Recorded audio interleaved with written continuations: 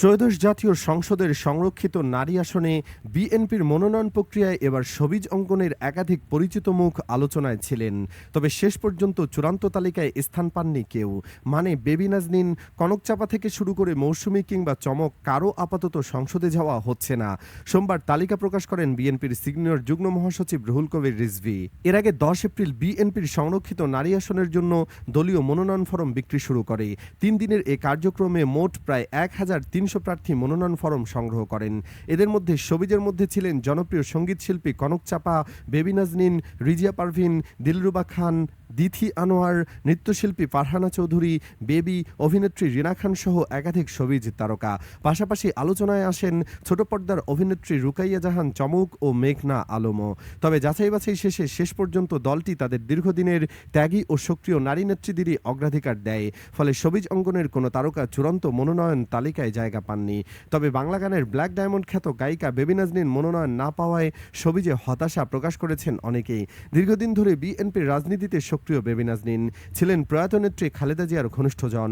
রাজনৈতিক কারণে আওয়ামী লীগ শাসনামলে দেশে ফিরতে পারেননি তিনি। তার মতো ত্যাগী শিল্পীকে মূল্যায়ন করা বিএনপির জন্যই মঙ্গলের হতো বলে অভিমত অনেকের। কনকচাপাকে সিলেকশন না করাটাই অবশ্য ঠিক, কারণ 18 সালের নির্বাচনে একবার সুযোগ পেয়েছেন সিরাজগঞ্জ 1 আসনে, কিন্তু কিছুই করতে পারেন নাই। হ্যাঁ, ওইটা ভুয়া নির্বাচন ছিল, বাট উনি নমিনেশন পাওয়ার পর কোনো কর্মী সভা কিংবা জনসভা কোনো প্রচারণা করেছেন তা দেখা যায়নি। যে নমিনেশন পাওয়ার মাধ্যমে সবশেষ বড় অপরচুনিটি পাওয়ার পরও কোনো ধরনের আন্দোলনে সশরীরে পার্টিসিপেট করেছেন কিনা জানি না। সেই 18 নির্বাচন পরবর্তী 24 জুলাইয়ের গণ অভ্যুত্থান পর্যন্ত এত ইস্যুতে আন্দোলন করল বিএনপি, কিন্তু কোনোদিনই উনি রাস্তায় নামছেন তার নজির নাই। তবে বিএনপির ত্যাগী সমর্থক ছিলেন গায়িকা ন্যান্সি, যিনি মনোনয়ন পাননি। তার ক্যারিয়ারের সবচেয়ে প্রাইম টাইমে বিএনপির পক্ষে অবস্থান নিয়ে নিজের সর্বনাশ ডেকে এনেছেন। 12-13 সালের দিকে হাসিনার ফ্যাসিস্ট শাসনামলের উত্থাপন পর্বে ফেসবুকে সমালোচনা করে রোষানলে পড়েছিলেন ন্যান্সি। বেগম জিয়ার প্রতি তার ভালোবাসা এবং বিএনপির প্রতি সমর্থন জানানোই তার ক্যারিয়ার এবং ব্যক্তিজীবনে কাল হয়ে দাঁড়ায় সে সময়ে।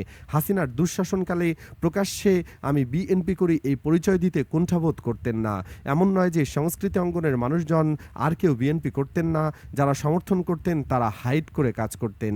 চঞ্চল চৌধুরী, সাজু খাদেমের মতো আওয়ামী লীগ কালচারাল ফ্যাসিস্টরা যখন দল বেঁধে বেগম জিয়ার বাসায় বিদ্যুৎ এবং গ্যাস লাইন বিচ্ছিন্ন করতে হামলা করে নিজেদের ক্ষমতার কাছাকাছি নিয়ে যাচ্ছেন, সেই সময় এই ইয়াং শিল্পী তার ক্যারিয়ারের জীবন ঝুঁকি নিয়ে বেগম খালেদা জিয়ার প্রতি প্রকাশ্যে সমর্থন জানানোটা দুঃসাহসিকতা। এর ফল হিসেবে গত 1.5 যুগ ধরে তিনি দেশে স্টেজ পারফরমেন্স করার সুযোগ পান নাই, প্লেব্যাকও কণ্ঠ দেওয়ার তেমন সুযোগ পান নাই। গানের আয়োজনে কিংবা টিভি অনুষ্ঠানেও দাওয়াত পেতেন না, চাইলে তাকে নেওয়া যেত। দলীয় সূত্রে জানা গেছে অভ্যন্তরীণ মূল্যায়ন ও রাজনৈতিক সক্রিয়তাকে ভিত্তি করে প্রার্থী নির্বাচন করা হয়েছে। বিএনপিপন্থীরা বলছেন বিএনপি ছাত্রদলের এবং ছাত্রদল থেকে উঠে আসা অ্যাক্টিভ মেয়েদের এমপি বানাইছে। 2008-এর বাগিনীদের নমিনেশন দেওয়া হয়েছে। মনসুরার মতো তরুণী এমপি নমিনেশন পেয়েছে। জুয়ের মতো তরুণী এমপি হচ্ছে। বাবু ভাইয়ের স্ত্রী নমিনেশন পেয়েছেন। মানবাধিকার কর্মী তুলি নমিনেশন পেয়েছেন। উনি উচ্চকক্ষেরও যোগ্য হতেন যদি উচ্চকক্ষ থাকতো।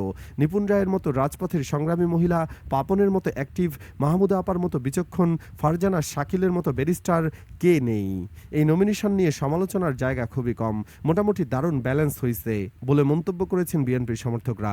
বন্ধুরা, নারীদের এই তালিকা আপনাদের কি পছন্দ হয়েছে নাকি কাউকে মিস করছেন? কমেন্টে জানাতে পারেন যে কারো নাম। ধন্যবাদ।